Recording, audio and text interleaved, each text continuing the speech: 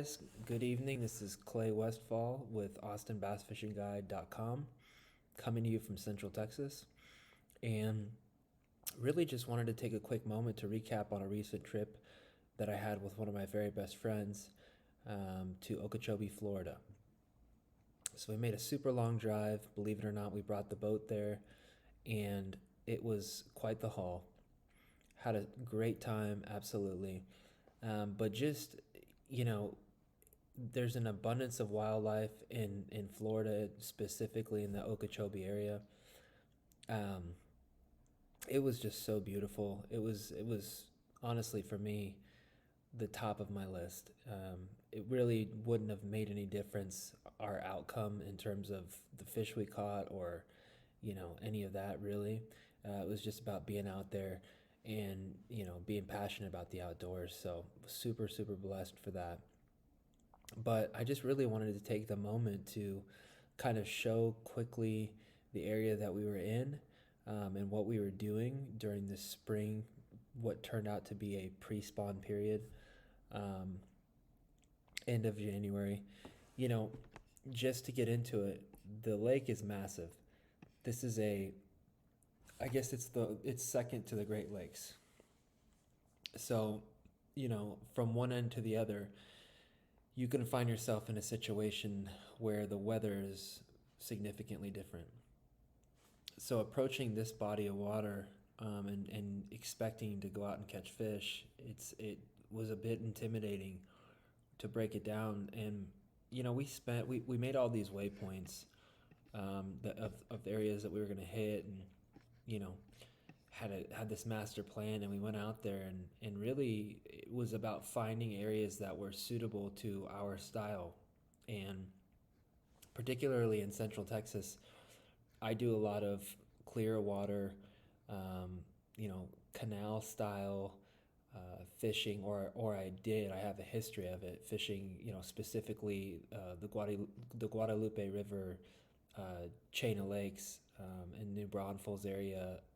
And so now, I guess that I'm up here, I do a lot of deeper water stuff, in Austin, Lake Travis, LBJ, which is, somewhere in between the deep and kind of the shallow style that I like. But nonetheless, the whole point to say that I was trying to find areas that suited my style in Lake Okeechobee. And I think Bruce would agree that that's kind of the approach that we took after the first day or so of not really producing much of anything.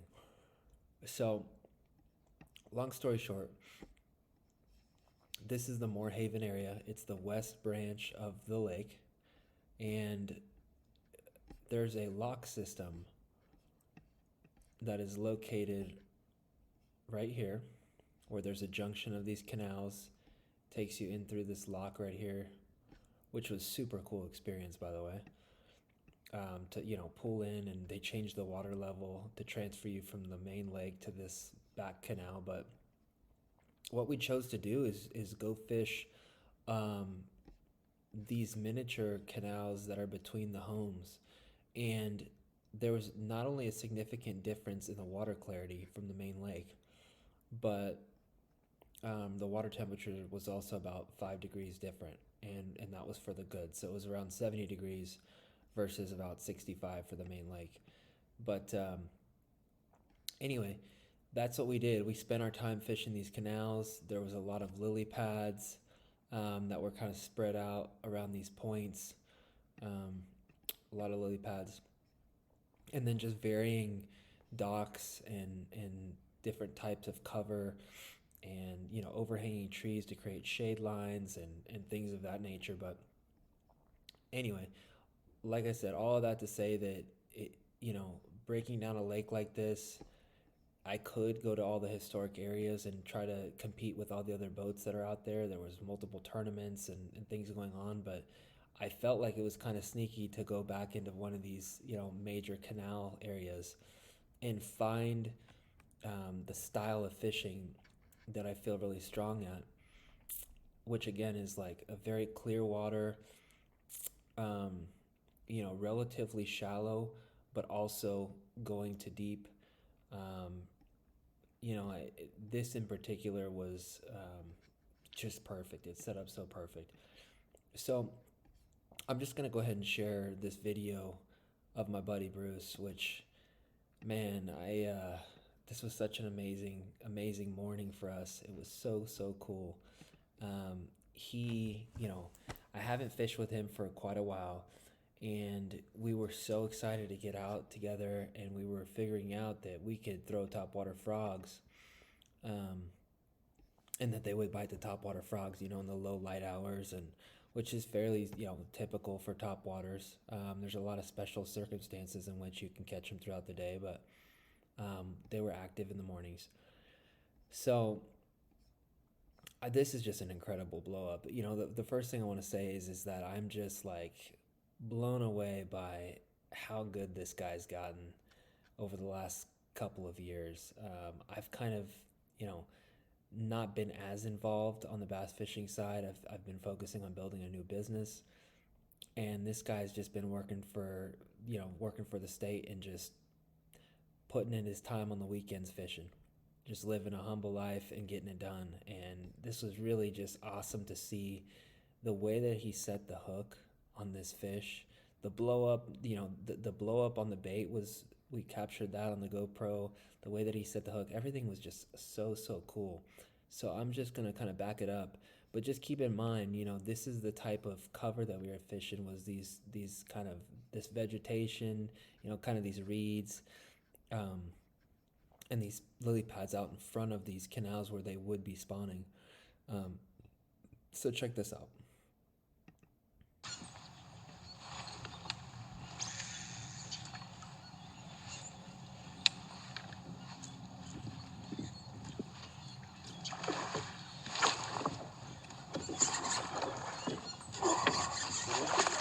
Yes. I'll get you. What you driving? I got you. Wait. I got time, bro. I got time, bro. I got time.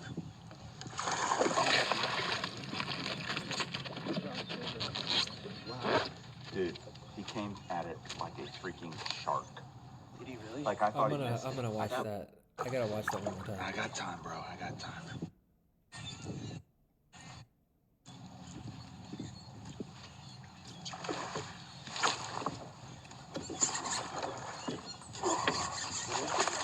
Yes. I think just the composure that this guy has at this point in his fishing career, which he does a lot of team events in the Waco, Texas area, which is where Alton Jones and Alton Jones Jr. came from. But this guy, man, it was such a pleasure to be around him and see how he's grown as a fisherman, and just, we're such great friends. I was just so happy for him to catch, a good quality fish on one of the first days that we were out. And again, this was doing something completely different. We weren't on the main lake in the areas that are, Monkey Box, the South Shore area.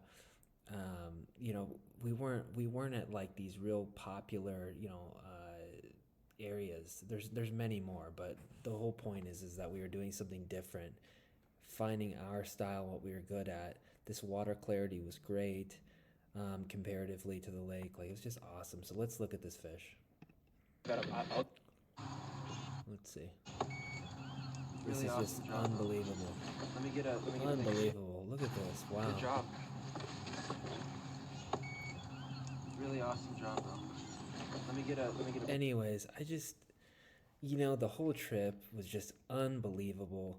Um, it was really a dream for me to go out there with one of my best buds and just tear it up, And we didn't necessarily go out there and tear it up, if I'm being honest. We had a couple good catches like this one, but it was just fun. It's such a blessing in this short life to experience that. And so, hopefully I can experience that with my clients and continue to do so throughout the years. But yeah, man, I mean, just a absolutely stellar.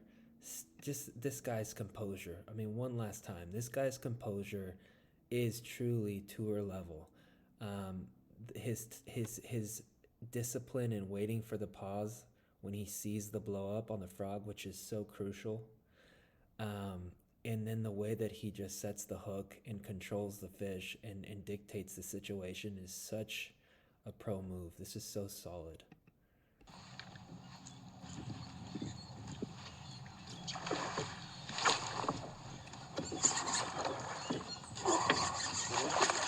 Yes.